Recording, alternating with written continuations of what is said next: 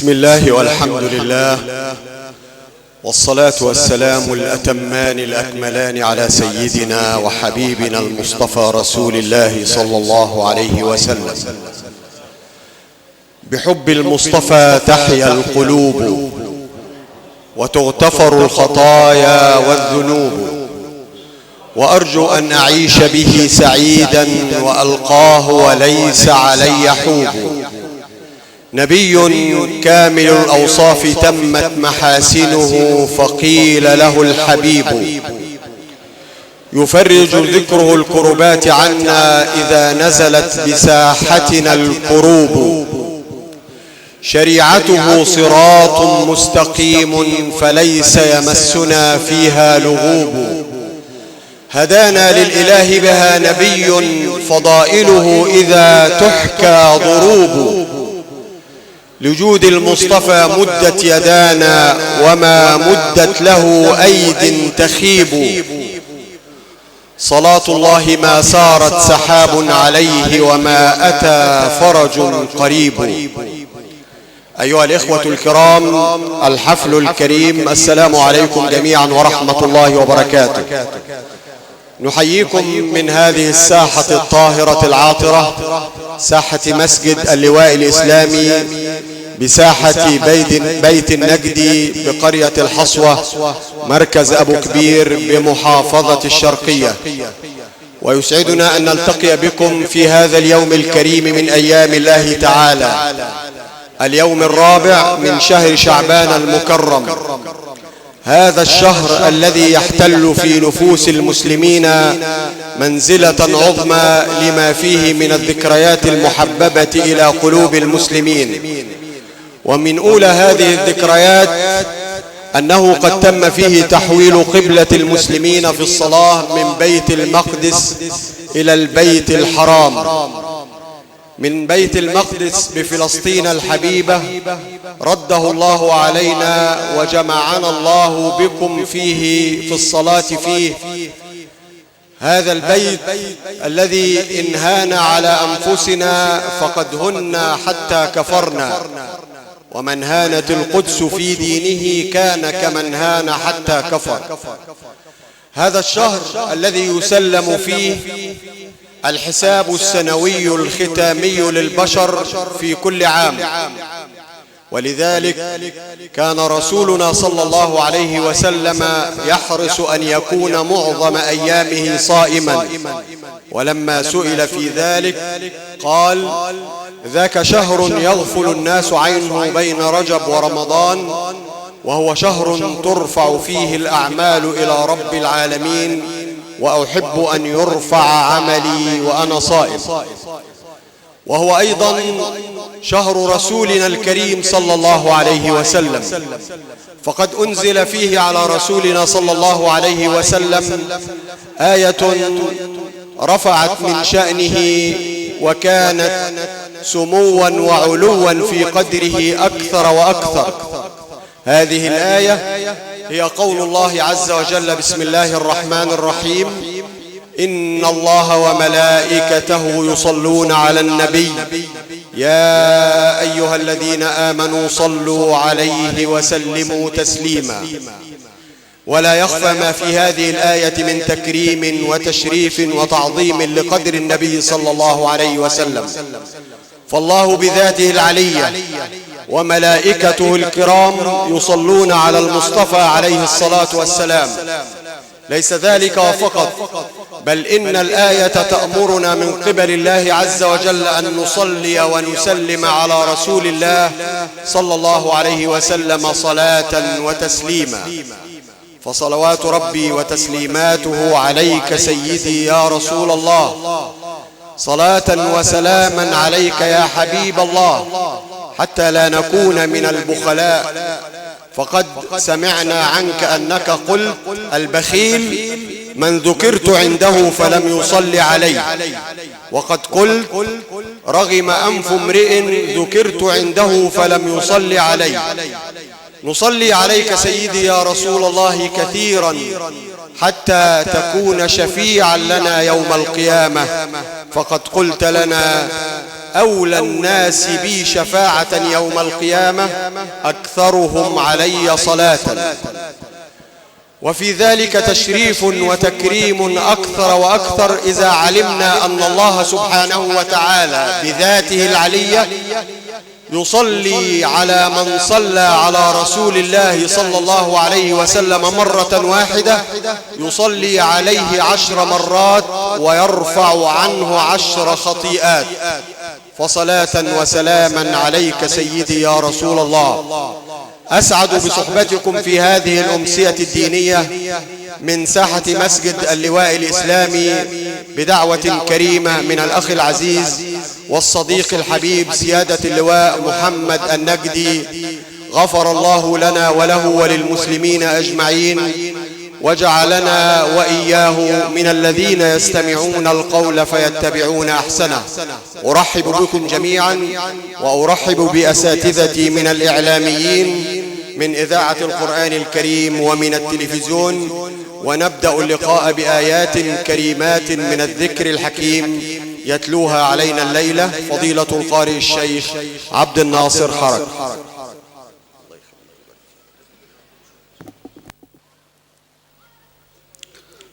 أعوذ بالله من الشيطان الرجيم.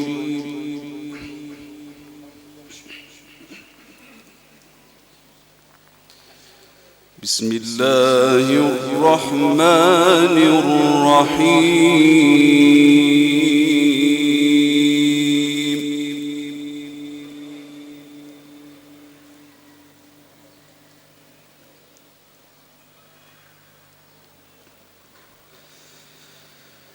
يا أيها الناس اذكروا نعمة الله عليكم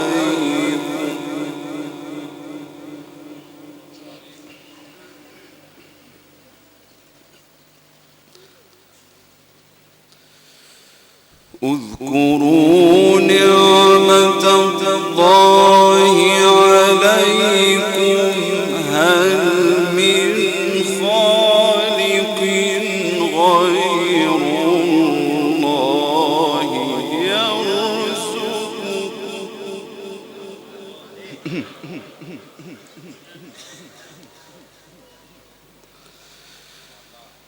هل من خالق غير الله يرزقكم من السماء والأرض؟ لا إله إلا هو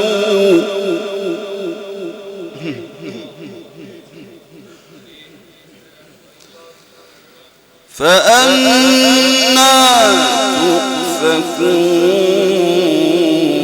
تؤفكون.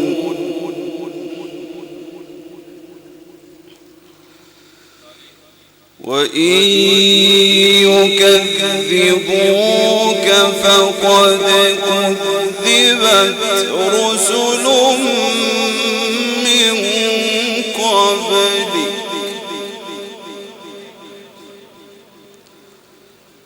وإلى الله ترجع الأمور.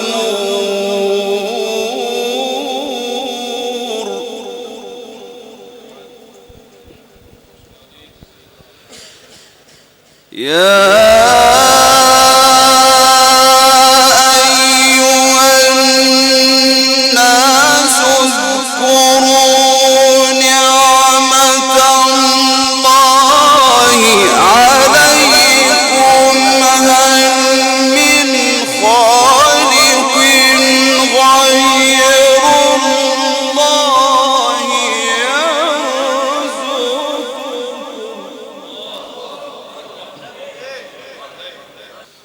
هل من خالق غير الله يرزقكم من السماء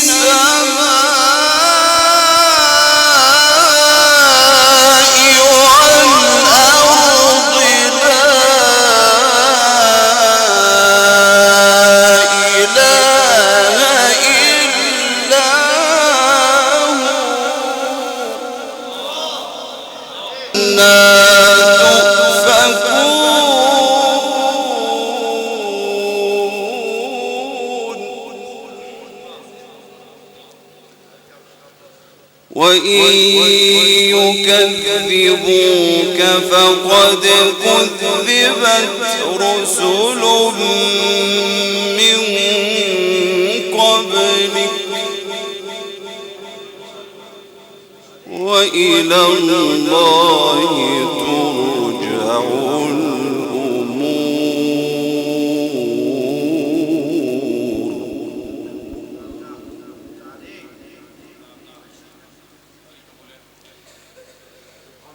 يا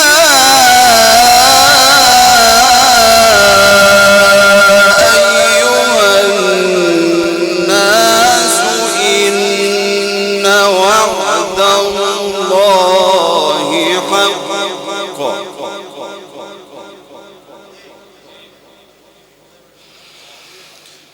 إن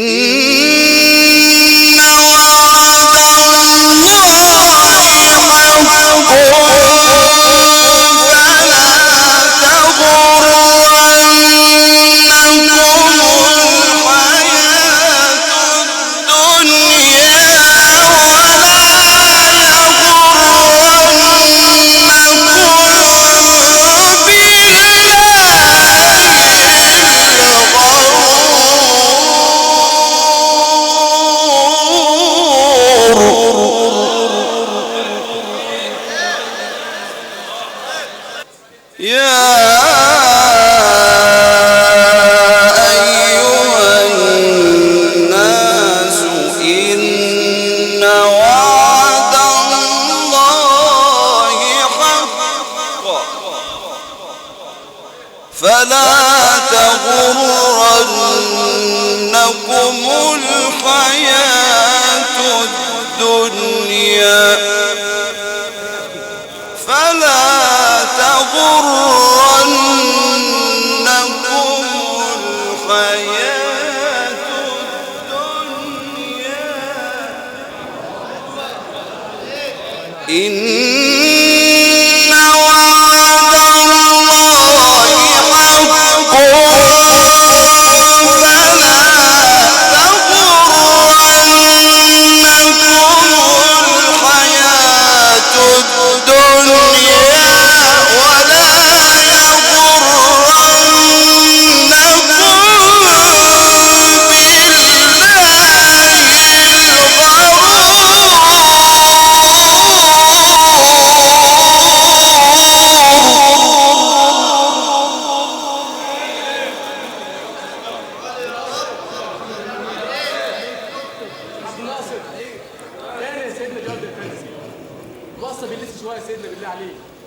إن الشيطان لكم عدو فاتخذوه عدوا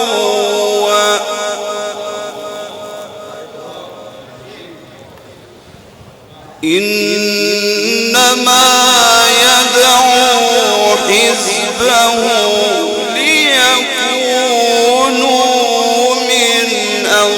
أصحاب السعير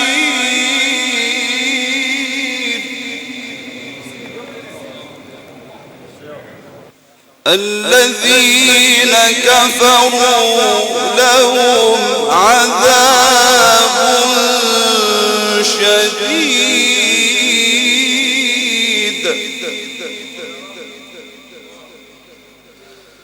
والذين آمنوا وعملوا الصالحات لهم مغفرة وأجر كبير.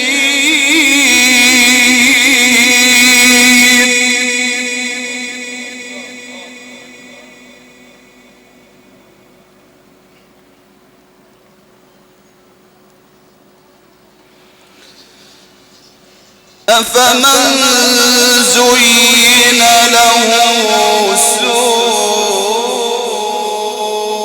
عمله فرآه حسنا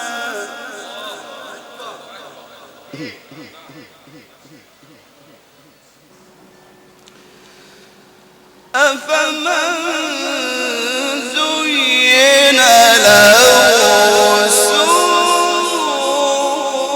سوء عمله فرآه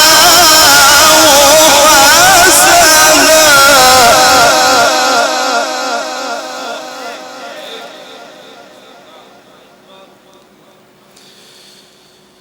فإن الله يضل من يشاء ويهدي من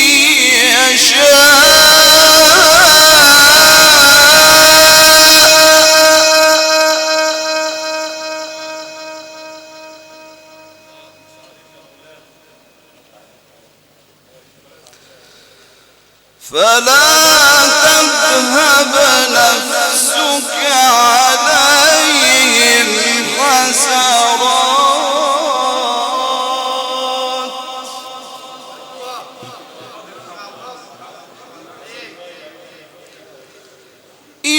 إن الله عليم بما يصنعون والله الذي أرسل الرياح فتثير سحابا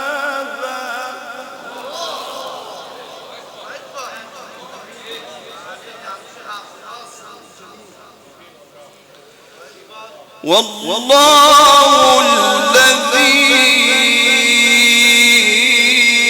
أرسل الرياح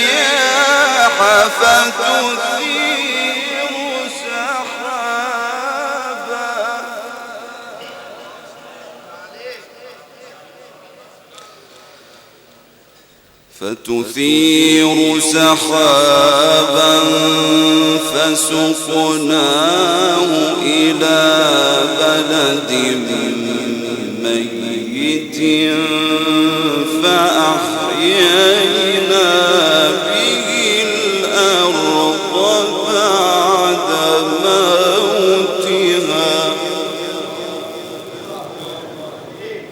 كذلك النشور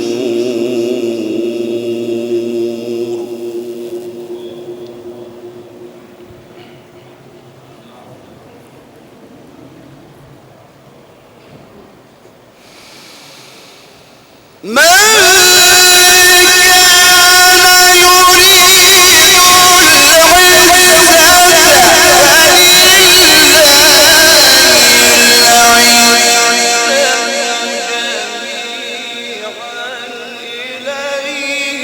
يصعد الكلم الطيب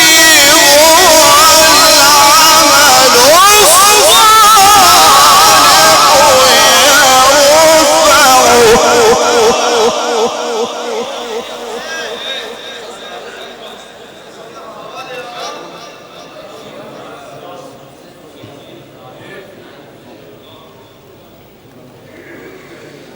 من كان يريد العزة فلله العزة جميعا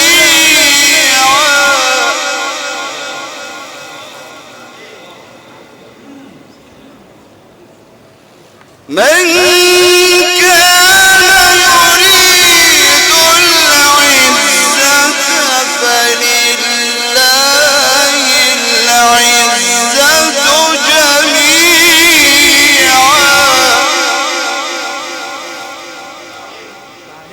فلله العزة جميعا إليه يصعد الكلم الطيب والعمل الصالح يرفعه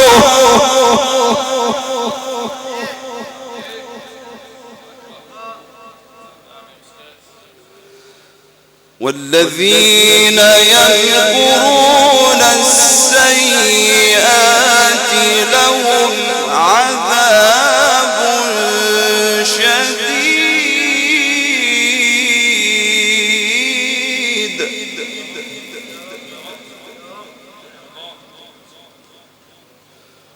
ومكر أولئك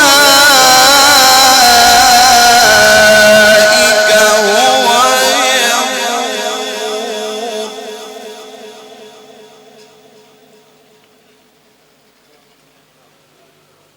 والله خلقكم من تراب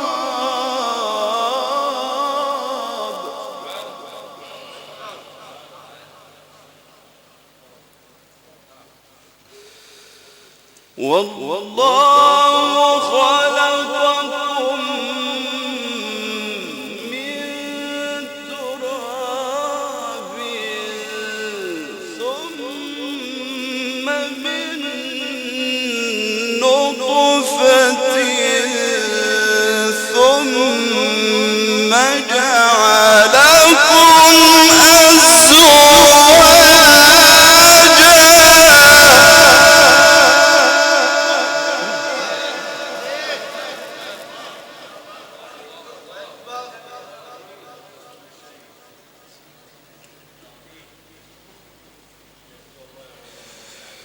وما تحمل من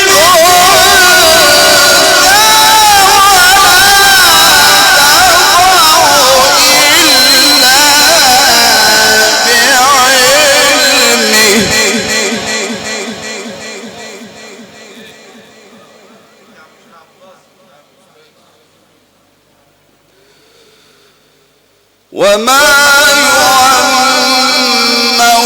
من معمر ولا ينقص من عمره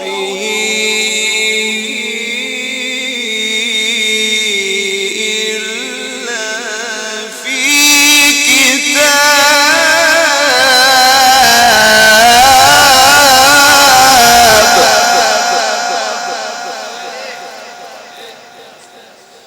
إن ذلك على الله يسير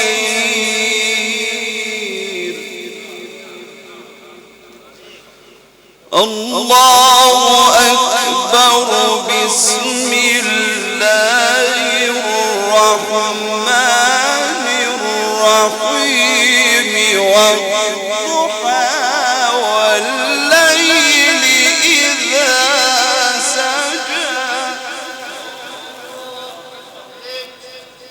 ما ودعك ربك وما قلى والضحى والليل إذا سجى ما ودعك ربك وما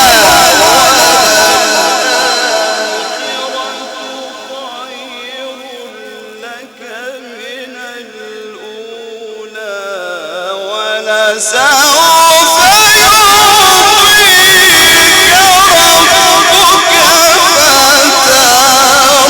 فترضى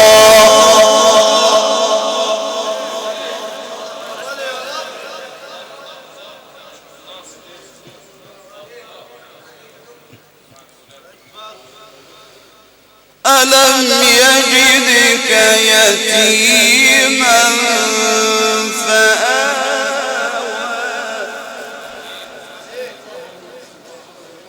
ووجدك ضالا فهدى ووجدك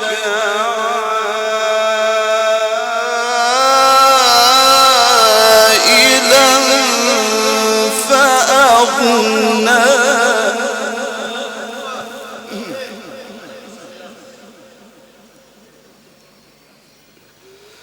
فأما اليتيم فلا تقهر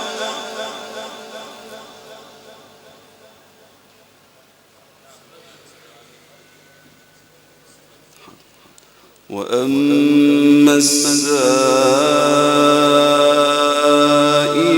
فلا تنهر وأما بنعمة ربك فحدث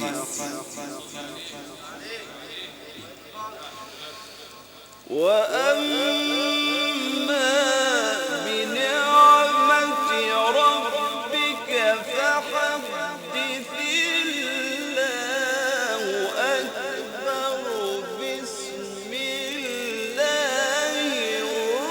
الرحمن الرحيم لإيلاف قريش إيلافهم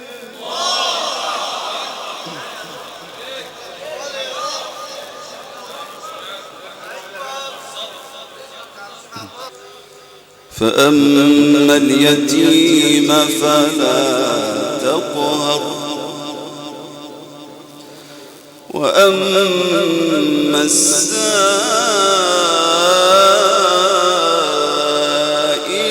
فلا تنهر وأما بنعمة ربك فحدث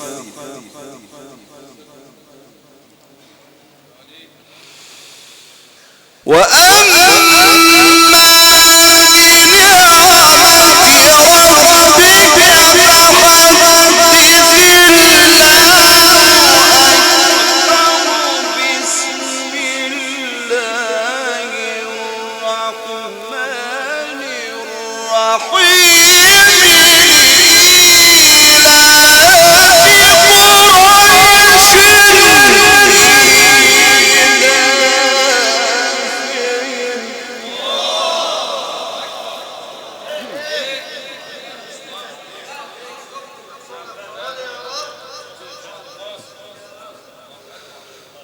الله أكبر بسم الله الرحمن الرحيم لإيلاف قريش إيلافهم رحلة الشتاء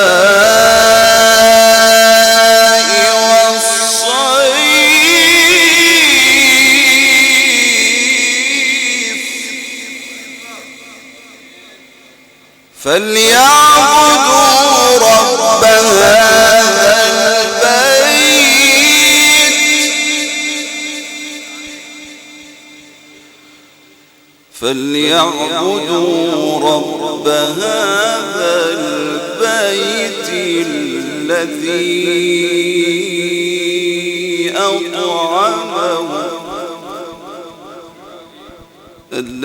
الذي أطعمهم من جوع وآمنهم من خوف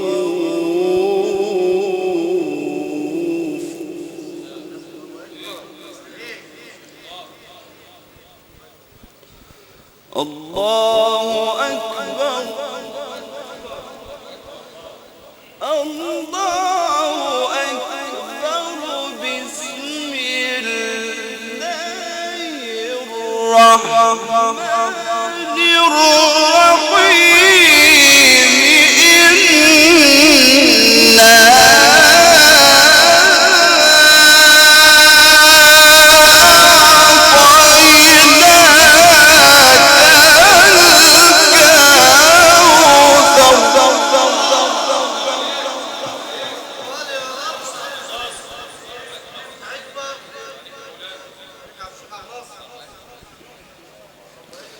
فصل لربك وانحر إن شانئك هو الأبتر.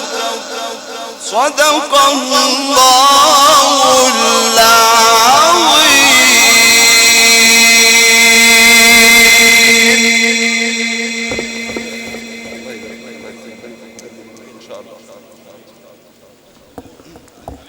افتح عليك يا دكتور عبد الناصر حرب، أسلكت قلوبنا وأمتعتنا، ربنا يجعله ميزان حسناتك ويجعله رحمة ونور على أموات المسلمين جميعا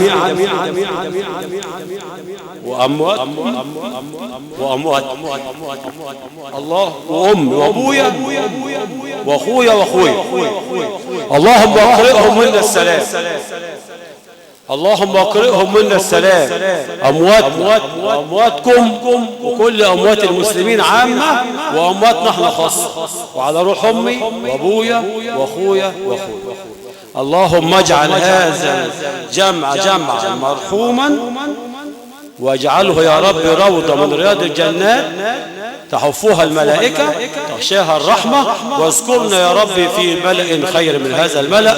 اللهم اقرئ أمواتنا منا السلام، وادخلهم الجنة بسلام، واجمعنا معهم في دار السلام.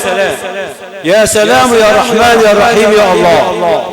اللهم وسع عليهم قبورهم، واجعلها يا رب روضة من رياض الجنات، وآنسهم يا رب في وحدتهم بصحبة النبي وآل بيته الكرام.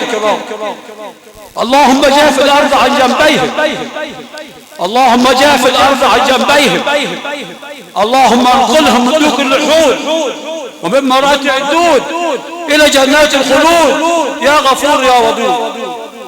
اللهم اجعل قبورهم مد بصرهم، اللهم اجعل قبورهم مد بصرهم، اللهم انسهم في وحدتهم بصحبة النبي وآل بيته الكرام.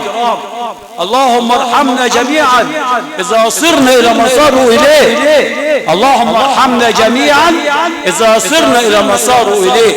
اللهم اقرئهم منا السلام، وادخلهم الجنة بسلام، واجمعنا معهم في دار السلام. يا سلام يا رحمن يا رحيم يا الله. اللهم شفع فيهم القرآن، وشفع فيهم الإسلام، وشفع فيهم شهر رمضان، وشفع فيهم الصيام، وشفع فيهم نبي الإسلام محمد عليه الصلاة والسلام بجاه النبي عليه الصلاة والسلام، وبسر القرآن الكريم وصدره وقلبه ياسين، وبسر السبع المنجيات، وبسر ثواب الفاتحة. بسم الله الرحمن الرحيم.